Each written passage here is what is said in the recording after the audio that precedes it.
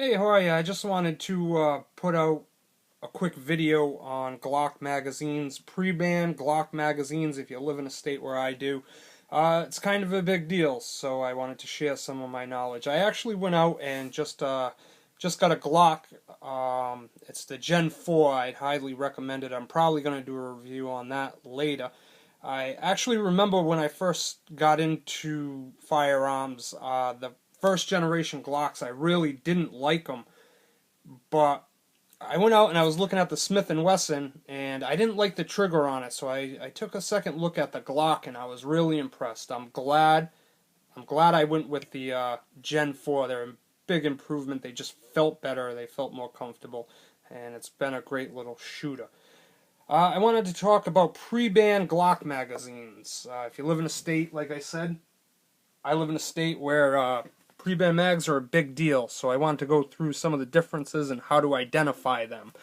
Now you have your drop-free Glock magazines and your regular Glock magazines, and you're probably asking, what is the difference? Well, it's exactly what it sounds like. If you put a Glock magazine in, and it's just a regular magazine, let's see if I can show you. This right here is just a regular 10-round magazine, and it's the standard magazine. It's loaded. What you do is you put it in the gun. See if we can get this on camera. And when you release it, it drops. So that's pretty simple.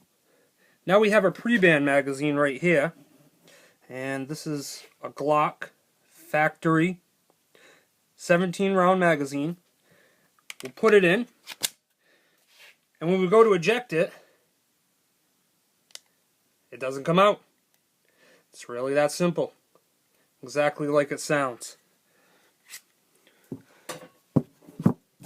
So that kind of explains that real quick.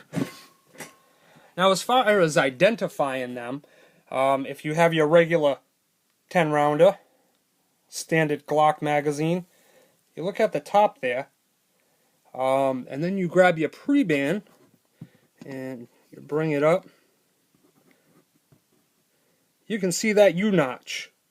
It's very clear and simple.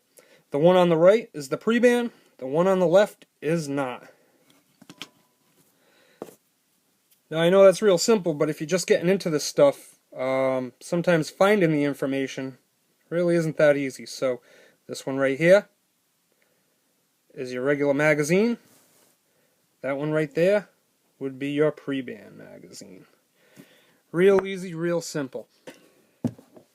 I also found some of these, let's see if we can get it, some of these steel magazines. Now, these aren't Glock, these are just knockoff cheap magazines, but again, if you live where I live, a pre-band magazine is a pre-band magazine. I gotta say, the quality on these aren't really that great. They're definitely not the quality of a factory Glock magazine. I haven't fired it yet. I'm going to probably bring it down to the range tonight and do a video. I'm going to torture test it and see if it's even worth having. But you can tell the springs aren't the same. The internals aren't the same. They're kind of cheap and floppy. I'm really interested to see how it's going to perform. I'll do a video on that, and I'll get back to you and let you know if it's worth it. Thanks for viewing.